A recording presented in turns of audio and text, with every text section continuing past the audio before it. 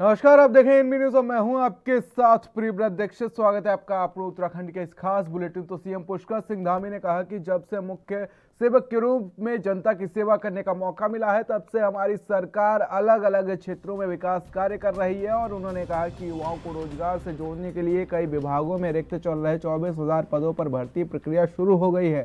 तो वहीं आपको बता दें कि साथ ही उन्होंने कहा कि युवाओं को स्वरोजगार से जोड़ने के लिए प्रत्येक जिले में कैंप लगाए जा रहे हैं। युवाओं को स्वरोजगार से जोड़ने के लिए उन्हें ऋण भी वितरित किया जाएगा। शुक्रवार को प्रदेश के मुख्यमंत्री पुष्कर सिंह धामी ने विधानसभा धनौल्टी के ब्लॉक मुख्यालय कंडीसौड़ पहुंचकर करीब 1.5 अरब की योजनाओं का शिलान्यास किया। और इस मौके पर सीएम ने नागराजा मंदिर में पूजा अर्चना कर देवता का आशीर्वाद भी लिया है। तो वहीं आपको बता दें, कार्यक्रम के दौरान सीएम ने 1 अरब 41 करोड़ 37 लाख लागत की कुल 21 योजनाओं का शिलान्यास भी किया है।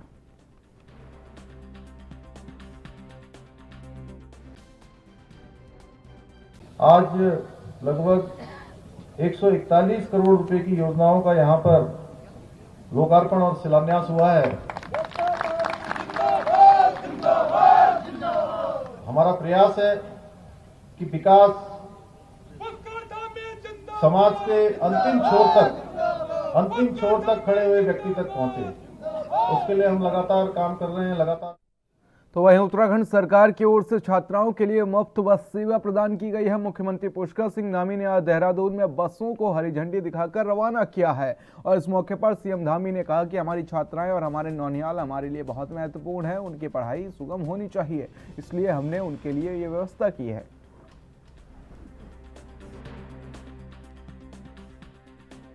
कर रहे हैं। हमारा मुख्य केंद्र बिंदु यह है कि जितनी हमारी केंद्र सरकार की योजनाएं, राज्य सरकार की योजनाएं, जो हमारी घोषणाएं हैं वो धरातल पर उतरें और लोगों के काम आए। सर, आपने छात्राओं को आज बहुत बड़ा एक तोहफा दिया है कि जो बसों में मतलब वो एक इम्प्लीमेंट में आएगा कि बसों में यात्रा फ्री कर पाएंगे। हाँ, निश्चित रूप से देखिए, हमारी छात्राएँ और हमारे नौनिहाल दोनों ही हमारे लिए बहुत महत्वपूर्ण है, इसलिए उनकी पढ़ाई सुगम होनी चाहिए, इसलिए हमने ये व्यवस्था की। तो वहीं कांग्रेस के चुनाव अभियान समिति के अध्यक्ष हरीश रावत ने राज्य के सभी लोगों का धन्यवाद करते हुए आभार जताया। हरीश रावत ने कहा कि राज्य में लोगों ने बड़ी संख्या में पहुंचकर राहुल गांधी की रैली को सुना और साथ ही इसके साथ उन्होंने राहुल गांधी का भी आभार जताते हुए कहा कि राहुल गांधी ने उत्तराखंड की सैन्य परंपरा प्रणाम की।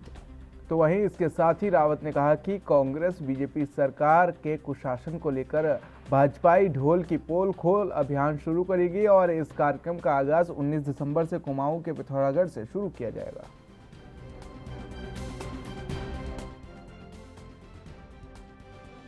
हमने लोगों को धन्यवाद देने के लिए, जिसमें राज्य के लोग भी हैं, प्रदेश के लोग भी हैं, पूर्व सैनिक हैं, हमारे कांग्रेस कार्यकर्ता हैं, सबको धन्यवाद देने के लिए धन्यवाद दिया।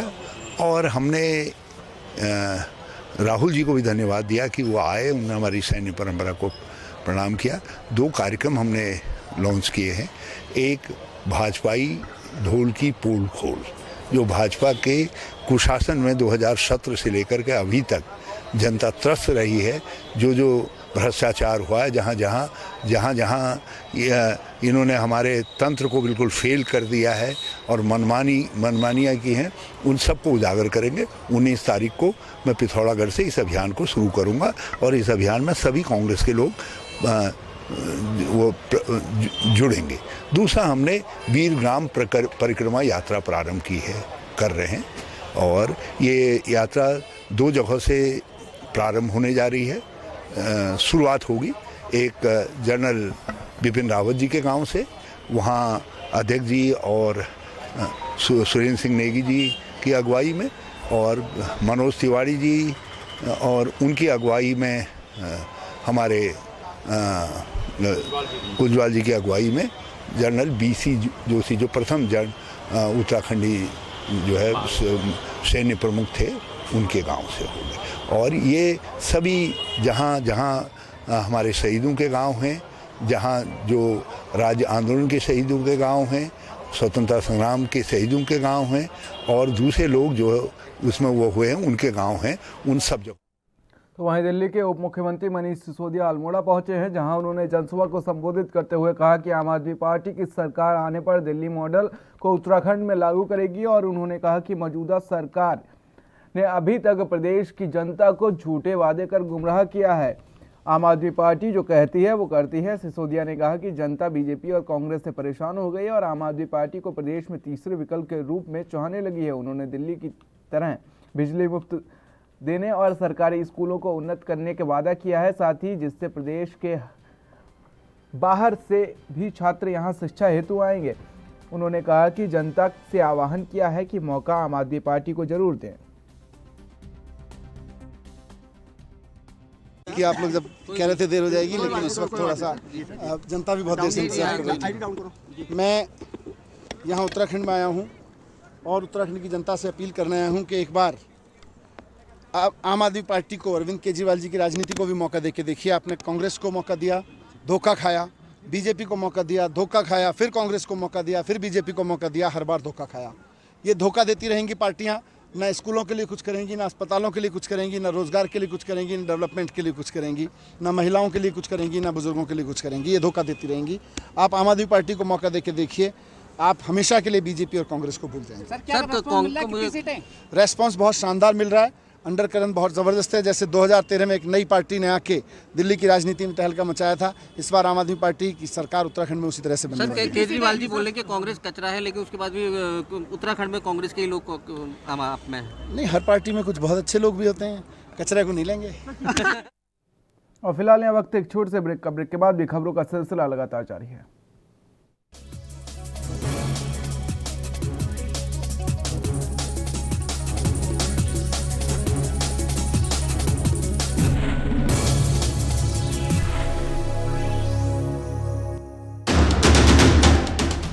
राष्ट्र धर्म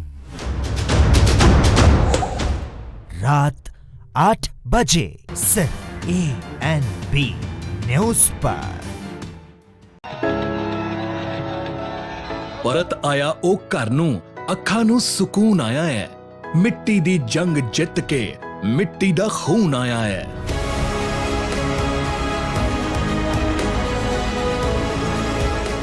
सदके रीझां होइयां पूरियां, कोई चाह ना थुड़िया है। मिट्टी दा जाया, फसलां दा राखा, मिशन फतेह कर मुड़िया है। ਕਾਲੇ ਕਾਨੂੰਨ ਕਿਸਾਨੀ ਨੂੰ ਖਤਮ ਕਰਨ ਦੀ ਨੀਅਤ ਦੇ ਨਾਲ ਬੀਜੇਪੀ ਅਤੇ ਅਕਾਲੀ ਸਰਕਾਰ ਵੱਲੋਂ ਬਣਾਏ ਗਏ ਸੀ। ਲੰਬਾ ਸੰਘਰਸ਼ ਚੱਲਿਆ ਹੈ, ਬਹੁਤ ਜਾਨਾਂ ਗਵਾ ਬੈਠੇ हैं, लेकिन संयुक्त मोर्चा फतेह करके ਅੱਜ ਵਾਪਸ ਆ ਰਿਹਾ ਹੈ। ਸੋ मैं ਸਾਰੇ ਸੰਯੁਕਤ ਮੋਰਚੇ ਦੇ ਕਿਸਾਨਾਂ ਨੂੰ, ਖੇਤ ਮਜ਼ਦੂਰਾਂ ਨੂੰ ਇਸ ਜਿੱਤ ਦੀ ਵਧਾਈ ਦੇਣਾ ਤੇ ਪੰਜਾਬ ਸਰਕਾਰ ਵੱਲੋਂ ਅਸੀਂ ਉਹਨਾਂ ਦੇ ਸਵਾਗਤ ਦੇ ਵਿੱਚ ਸਵਾਗਤੀ ਗੇਟ ਥਾਂ ਤੇ ਲਗਾ ਰਹੇ। ਅੱਗੇ ਨੂੰ ਕੋਈ ਵੀ ਭੀੜ ਪੈਂਦੀ ਹੈ ਤਾਂ ਪੰਜਾਬ ਸਰਕਾਰ ਕਿਸਾਨਾਂ ਦੇ ਨਾਲ, ਖੇਤ ਮਜ਼ਦੂਰ ਦੇ ਨਾਲ ਖੜੀ ਹੈ। ਮੁੱਖ ਮੰਤਰੀ ਚਰਨਜੀਤ ਸਿੰਘ ਚੰਨੀ ਅਤੇ ਪੰਜਾਬ ਸਰਕਾਰ ਕਿਸਾਨੀ ਅੰਦੋਲਨ 'ਚ ਹੌਸਲੇ ਨਾਲ ਖੜੇ ਤੇ ਮਿਸ਼ਨ ਫਤਿਹ ਕਰਕੇ ਘਰਾਂ ਨੂੰ ਪਰਤੇ ਕਿਸਾਨਾਂ ਨੂੰ ਜੀ ਆਇਆਂ ਨੂੰ ਆਖਦੀ ਹੈ।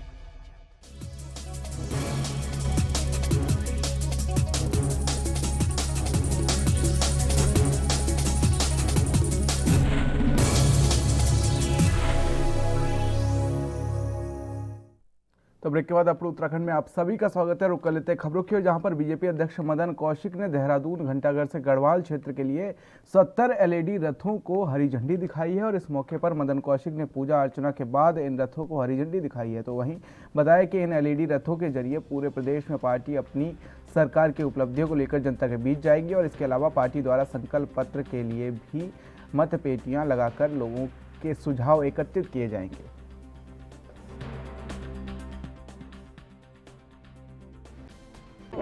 मोदी देश का गौरव है।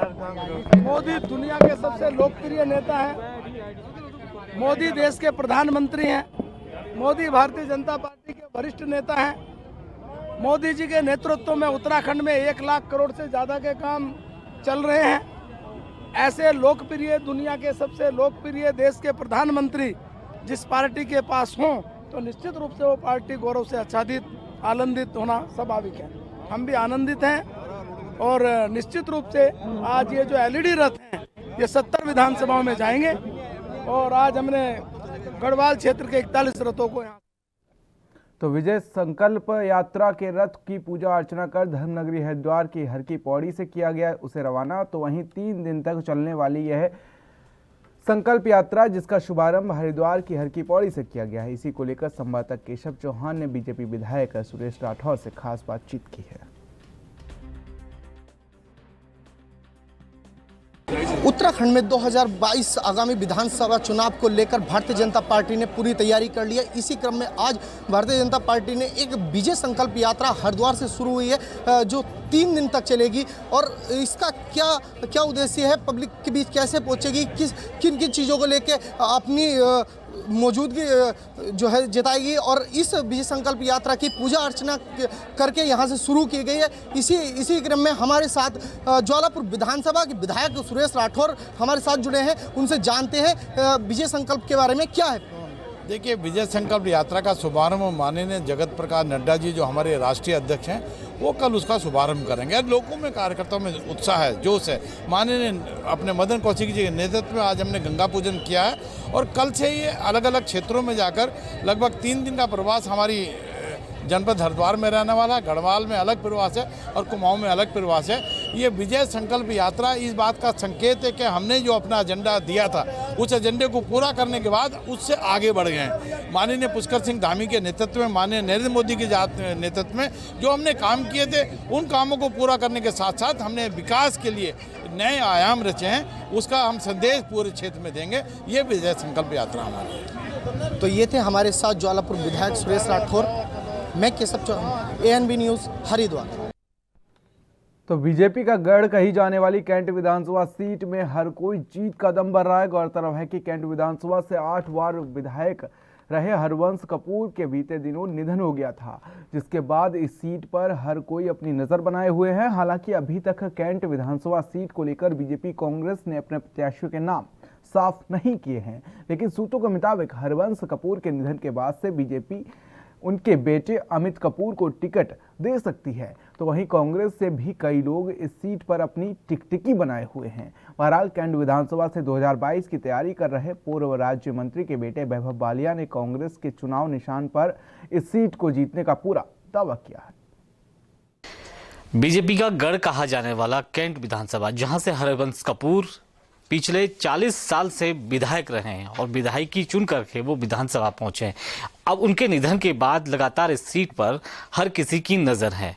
खासतौर पे अब युवाओं की बात करें तो युवा चाहे वो बीजेपी से हो या चाहे कांग्रेस से हो, इस सीट पर अपनी दावेदारी कर रहा है। हालांकि औपचारिक तौर पे अभी इस सीट को लेकर के किसी के नाम का खुलासा नहीं हुआ है, लेकिन लगातार जिस तरह से तैयारियां चल रही हैं उस बीच हमारे साथ बातचीत करने के लिए वैभव वालिया हैं। उनसे बात करते हैं कि किस तरह की उनकी तैयारियां इस सीट को लेकर के चल रही हैं। अब 2022 का चुनाव है। वैभव जी, स्वागत है आपका।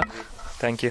जैसे कि आप कांग्रेस से हैं, प्रतिनिधित्व कर रहे हैं अपना, और खासतौर पे इस सीट की बात करें कैंट विधानसभा की, यहाँ से आपने उम्मीदवारी अपनी जताई है, किस तरह का माहौल देख रहे हैं आप? देखिए, देहरादून कैंट जो ये विधानसभा है, उत्तराखंड की राजधानी है देहरादून। देहरादून शहर एक ऐसा शहर जिसको लोग शिक्षा के हब के रूप में जानते हैं, जहाँ पे बेसिक प्राइमरी एजुकेशन इतनी स्ट्रांग है कि हमारे देहरादून का बच्चा देश में पूरे कहीं भी जाके मार नहीं खाता है, विदेशों में जाके मार नहीं खाता है। लेकिन उसके बाद भी यहाँ से 8 बार से एक ही पार्टी का प्रतिनिधित्व भी रहा है। एक व्यक्ति हैं हरवंश कपूर जी जो यहाँ से विधायक रहे हैं, वो अभी हाल ही में उनका स्वर्गवास हो गया। हम उनको अपनी श्रद्धांजलि देते हैं और उनके जीवन के बारे में हम नहीं जाएंगे। लेकिन ये जो विधानसभा क्षेत्र है, इस विधानसभा क्षेत्र में आज तक एक बड़ा सरकारी अस्पताल नहीं बना है। आज तक इस विधानसभा क्षेत्र में एक भी बड़ा सरकारी विश्वविद्यालय नहीं बना है। आज तक इस विधानसभा क्षेत्र में हर गर्मी के मौसम में लोग पीने के पानी की समस्या से जूझते हैं। वो पीने के पानी हर गर्मी में जब डिमांड वाटर की बढ़ जाती है तो उतना सप्लाई नहीं हो पाता है। हर बारिश के बाद लोगों के घरों में पानी भरता है। तो एरिया में काम करने का बहुत स्पेस है। और अगर हमारे स्टेट की कैपिटल में लोगों को ये बेसिक सुविधाएं, आज भी हम एक सरकारी अस्पताल नहीं दे पा रहे हैं, आज भी अगर हम एक बड़ा सरकारी विश्वविद्यालय नहीं दे पा रहे हैं, आज भी अगर लोग पीने के पानी के लिए हर गर्मी के मौसम में तरस रहे हैं, तो ये बड़ी एक एक दुखद बात है, जिससे खासतौर से हम यंग लोगों को बड़ी पीड़ा होती है। तो इसलिए हम लोगों ने पहले क्या है कि अक्सर क्या होता है कि लोग घरों में बैठ के ये बातें करते हैं, यार ये नेता कुछ नहीं करता है, ये नेता कुछ नहीं करता है। तो ये बातें करना बहुत आसान है, लेकिन अब हमने ये रियलाइज़ किया कि यार दीवार पे बैठ के औरों को कोसने के बजाय आप खुद मैदान में आते और खुद कुछ करने की कोशिश करते हैं। और जिस तरह से हमारे कैंपेन को लोगों का सपोर्ट मिल रहा है, वो देख के हमारा हौसला बढ़ रहा है। लोग हमें बहुत सपोर्ट कर रहे हैं, एक्सेप्ट कर रहे हैं, प्रमोट कर रहे हैं, तो हमें बहुत अच्छा लग रहा है और हमें मौका मिला तो हम बहुत अच्छा काम करके देंगे। धन्यवाद हमसे बातचीत करने के लिए। तो ये थे युवा वैभव वालिया, जिनका सीधे तौर पे काफ़ी जोश देखने को मिल रहा था। उन्होंने कहा कि जिस तरह से भाजपा का गढ़ रहने वाली इस सीट का इस बार सुपड़ा साफ करने वाली कांग्रेस, और उन्होंने कहा कि कई मुद्दों को लेकर के वो इस बार जनता के बीच जाएंगे। और उन्होंने ये भी कहा कि निश्चित तौर पर उनसे जो कांग्रेस है उन पर भरोसा जताई और उनको टिकट देगी। अपने सहयोगी रमन जायसवाल के साथ Harish Canada, NB news, Dehradun. अब फिलहाल यहाँ वक्त एक छोटे से ब्रेक का। ब्रेक के बाद भी खबरों का सिलसिला लगातार जारी है।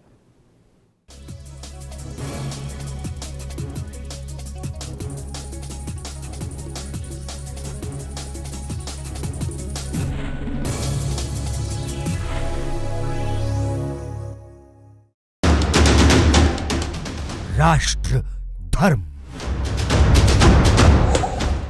रात 8 बजे सिर्फ ANB न्यूज़ पर। ਪੰਜਾਬ ਸਰਕਾਰ ਨੇ ਪਿੰਡਾਂ ਅਤੇ ਸ਼ਹਿਰਾਂ ਦੀ ਲਾਲ ਲਕੀਰ ਦੇ ਅੰਦਰ ਬਣੇ ਘਰਾਂ ਵਿੱਚ ਰਹਿਣ ਵਾਲੇ ਲੋਕਾਂ ਨੂੰ ਮਾਲਕੀ ਹੱਕ ਦੇਣ ਲਈ ਮੇਰਾ ਘਰ ਮੇਰੇ ਨਾਮ ਸਕੀਮ ਦੀ ਸ਼ੁਰੂਆਤ ਕੀਤੀ ਹੈ, ਜੋ ਕਿ ਇੱਕ ਵੱਡਾ ਫੈਸਲਾ ਹੈ। ਇਸ ਸਕੀਮ ਨੂੰ ਲੈ ਕੇ ਮੁੱਖ ਮੰਤਰੀ ਚਰਨਜੀਤ ਸਿੰਘ ਚੰਨੀ ਨੇ ਕਿਹਾ ਕਿ ਇਹ ਸਕੀਮ ਸਾਰੇ ਲੋਕਾਂ ਲਈ, ਖਾਸ ਕਰਕੇ ਲੋੜਵੰਦ ਅਤੇ ਪਿਛੜੇ ਵਰਗ ਲਈ ਵਧੇਰੇ ਲਾਭਦਾਇਕ ਸਾਬਿਤ ਹੋ ਰਹੀ ਹੈ। तो ऐसी ये स्कीम लेके आए कि मेरा घर मेरे नाम, जिन्ने पिंडां दे विच लाल लैन दे अंदर घर है सारे थोड़े अपने नाम कर देने। मेरा घर मेरे नाम लाल लैन दे अंदर दे जिन्ने मकान है उन्होंने ड्रोन दे नाल नक्शे बना के जिथे जिथे तुसी काबज हो वो कब्जे दे आधार ते असीं थोड़े नाम ते रजिस्ट्रियां करनियां शुरू करतियां। कोई पैसा थोड़ा नहीं लगना, सारा सरकार वालों तुहानूं सनदां बना के असीं देणियां। दरअसल ਇਹ ਸਕੀਮ ਪਹਿਲਾਂ ਸਿਰਫ ਪਿੰਡਾਂ ਵਿੱਚ ਰਹਿਣ ਵਾਲੇ ਲੋਕਾਂ ਲਈ ਹੀ ਸ਼ੁਰੂ ਕੀਤੀ ਗਈ ਸੀ, ਪਰ ਹੁਣ ਇਸ ਸਕੀਮ ਨੂੰ ਲਾਲ ਲਕੀਰ ਖੇਤਰ ਵਿੱਚ ਪੈਂਦੇ ਸ਼ਹਿਰਾਂ ਦੇ ਯੋਗ ਵਸਨੀਕਾਂ ਤੱਕ ਵਧਾਇਆ ਗਿਆ ਹੈ। ਇਸ ਤੋਂ ਇਲਾਵਾ ਮੁੱਖ ਮੰਤਰੀ ਚਰਨਜੀਤ ਸਿੰਘ ਚੰਨੀ ਨੇ ਕਿਹਾ ਕਿ ਪੁਰਾਣੇ ਮੁਹੱਲਿਆਂ ਵਿੱਚ ਲੰਬੇ ਸਮੇਂ ਤੋਂ ਬਣੇ ਘਰਾਂ ਵਿੱਚ ਰਹਿ ਰਹੇ ਲੋਕਾਂ ਨੂੰ ਵੀ ਇਸ ਸਕੀਮ ਤਹਿਤ ਸ਼ਾਮਿਲ ਕਰਕੇ ਇਸ ਦਾ ਲਾਭ ਦਿੱਤਾ ਜਾ ਰਿਹਾ ਹੈ। ਤੇ ਬਸੇਰਾ ਨਾਂ ਦੀ ਇੱਕ ਹੋਰ ਸਕੀਮ ਦੇ ਤਹਿਤ ਲਾਲ ਲਕੀਰ ਤੋਂ ਬਾਹਰ ਝੁੱਗੀ ਝੌਂਪੜੀ ਵਾਲੇ ਖੇਤਰਾਂ ਵਿੱਚ ਰਹਿੰਦੇ ਲੋਕਾਂ ਨੂੰ ਵੀ ਮਾਲਕੀ ਹੱਕ ਦਿੱਤੇ ਜਾ ਰਹੇ ਨੇ। ਪੰਜਾਬ ਦੇ ਵਿੱਚ ਬਸੇਰਾ ਸਕੀਮ ਲੈ ਕੇ ਆਂਦੀ ਹੈ, ਜਿਹਦੇ ਤਹਿਤ ਜਿੰਨੀਆਂ ਪੁਰਾਣੀਆਂ ਬਸਤੀਆਂ, ਚਾਹੇ ਕੋਈ ਬਗਾਲਾ ਬਸਤੀ ਬਣੀ ਵੀ ਹੈ, ਚਾਹੇ ਕੋਈ ਹੋਰ ਬਸਤੀ ਬਣੀ ਵੀ ਹੈ, ਸਲਮ ਏਰੀਏ ਹੈ, ਸਾਰਿਆਂ ਨੂੰ ਉਹਨਾਂ ਦੀ ਜ਼ਮੀਨ ਐਸੀ ਦੇ ਰਹੇ ਹੈ। ਇਹ ਸਕੀਮ ਐਸੀ ਲੈ ਕੇ ਆਏ ਹੈ। ਜ਼ਿਕਰਯੋਗ ਹੈ ਕਿ ਮੁੱਖ ਮੰਤਰੀ ਖੁਦ ਵੀ ਕਈ ਵਾਰ ਆਪਣੇ ਸੰਘਰਸ਼ ਦੇ ਦਿਨਾਂ ਦੀ ਚਰਚਾ ਕਰ ਚੁੱਕੇ ਨੇ ਤੇ ਇਸੇ ਦਾ ਨਤੀਜਾ ਹੈ ਕਿ ਉਹ ਗਰੀਬ ਤੇ ਬੇਸਹਾਰਾ ਲੋਕਾਂ ਦੀ ਮਦਦ ਲਈ ਹਮੇਸ਼ਾ ਤਤਪਰ ਰਹਿੰਦੇ ਨੇ।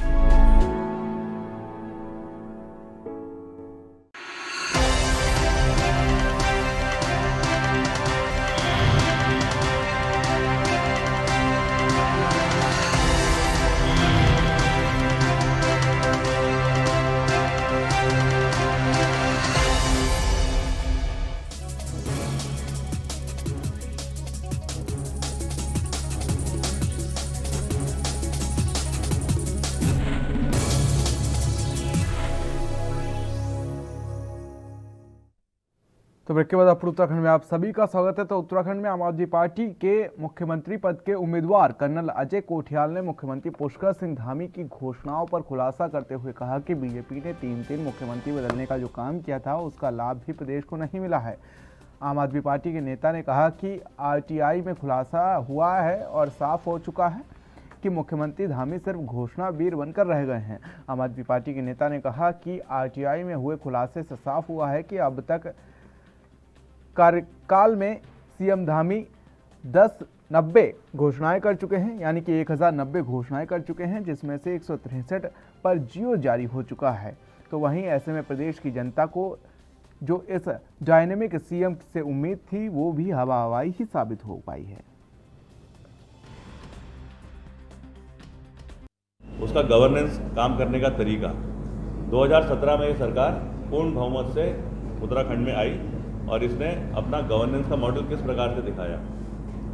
सबसे पहले तो मुख्यमंत्री थे त्रिवेंद्र सिंह रावत जी। ये यहाँ पे 4 साल मुख्यमंत्री रहे। तो कहते हैं ना शब्द शून्य, ज़ीरो जो होता है एक बड़ा इंपॉर्टेंट शब्द है।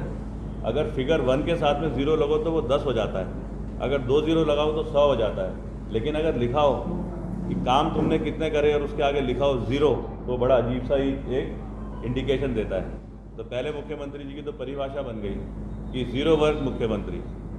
फिर आए, उनको हटा दिया गया। फिर आए तीरथ सिंह रावत जी, तो लगा कि कोई नई चीज़ करके आएंगे। तो उनको लगा कि अंधे के हाथ में ना बटेर आ गई है अचानक। तो उन्होंने क्या करा, गलती से खूब सारा मक्खन खा लिया। मक्खन खाने से बॉडी स्ट्रांग होती है, लेकिन वो मक्खन इतना खा लिया कि उनकी ना जीभ फिसलती रही। तो कभी एक स्टेटमेंट दे रहे हैं कि फटी हुई जीन्स के ऊपर, कभी स्टेटमेंट दे रहे हैं कि भारत के ऊपर राज करा अमेरिका ने 100 साल। फिर स्टेटमेंट दे रहे हैं कि तुम क्या कर रहे थे जब कोरोना आया, उस टाइम पे हमने राशन बांटा, तो राशन की यूनिट बनाई कि 5 किलो की 1 यूनिट होगी या 10 किलो की 1 यूनिट होगी और एक बच्चे को 1 यूनिट दिया जाएगा। अब किसी के थे 2 बच्चे तो उसे 2 यूनिट दी, किसी के थे 10 बच्चे तो उसे 10। तो वन और ऊर्जा मंत्री डॉक्टर हरक सिंह रावत ने ग्राम्य विकास मंत्री स्वामी तीर्थानंद की अध्यक्षता में सिविल चौड़ कोटद्वार में रूरल बिजनेस इनक्यूबेटर का विधिवत लोकार्पण किया है। और इस मौके पर डॉक्टर हरक सिंह रावत ने कहा कि कोटद्वार में प्रदेश और केंद्रीय सरकार के द्वारा जो ग्राम्य विकास का इनक्यूबेटर बनाया गया है, इस सेंटर में सभी तरह की ट्रेनिंग, मार्केटिंग से लेकर ऋण तक के लोगों को दी जाएगी। यह पौड़ी, गढ़वाल और प्रदेश के लिए बहुत बड़ी उपलब्धि है और इसके लिए ग्रामीण विकास मंत्री का धन्यवाद किया। लोगों के आइडियल धरातल पर उतारने का काम इस संस्था के द्वारा किया जाएगा। ग्राम विकास मंत्री स्वामी यतुरासन जी का बहुत धन्यवाद दे रहे हैं कि मेरी विधानसभा क्षेत्र कोटद्वार में प्रदेश और केंद्र सरकार के द्वारा जो ग्राम विकास का लोगों को स्वावलंबी बनाना, स्वरोजगार से जोड़ना, उसकी ट्रेनिंग देना, मार्केटिंग की व्यवस्था के लिए एक तरह से ट्रेनिंग देना, लोन ऋण देने से लेकर सब कुछ, जो एक तरह से मैं सोचता हूँ कि ये बहुत बड़ी उपलब्धि हमारे कोटद्वार के लिए, हमारे पौड़ी जिले के लिए, गढ़वाल के लिए, पूरे प्रदेश के लिए। तो मैं स्वामी यतुरानंद जी का बहुत हृदय से आभार व्यक्त कर रहा हूँ कि आज उन्होंने हमारे क्षेत्र में इस तरह भव्य एक तरह से ट्रेनिंग सेंटर है, क्योंकि आजीविका मिशन में, तमाम ग्राम विकास के मिशनों में, कार्यक्रमों में इस तरह के कार्यक्रम तो होते थे, लेकिन ये एक तरह से उत्पादन से लेकर और बाजार तक का ये पहला प्रयास है जिसमें ऋण लेने से आइडिया, किसी के मन में कोई आइडिया है, कोई विचार आया कि मैं कुछ करना चाहता हूं, तो उसके विचार को धरातल पर उतारने के लिए ये संस्थान एक महत्वपूर्ण भूमिका निभाएगा। इस दिशा में आज इसका लोकार्पण हुआ। मैं स्वामी यतुरानंद जी का, प्रदेश के मुख्यमंत्री धामी जी का और भारत सरकार का माननीय प्रधानमंत्री का, मोदी जी का बहुत धन्यवाद दे रहा हूँ कि उन्होंने हमारे विधानसभा क्षेत्र में, हमारे पौड़ी जिले में इस तरह का एक सेंटर स्वीकृत किया और उसको आज धरातल पर उतारने का काम किया। तो खबर चमोली से है, जहां विधानसभा चुनाव को शांतिपूर्ण, निष्पक्ष और पारदर्शिता के साथ संपन्न कराने को लेकर जिलाधिकारी हिमांशु खुराना की अध्यक्षता में सभी राजनीतिक दलों के पदाधिकारियों, प्रिंटर्स और मीडिया प्रतिनिधियों के साथ कलेक्ट्रेट सभागार में 1 दिवसीय कार्यशाला का आयोजन किया गया। और कार्यशाला में चुनाव प्रचार के दौरान कोविड गाइडलाइन का अनुपालन करने और प्रिंट, इलेक्ट्रॉनिक और सोशल मीडिया पर विज्ञापनों का प्री सर्टिफिकेशन और पेड न्यूज़ के साथ संबंध में विस्तृत से जानकारी दी गई।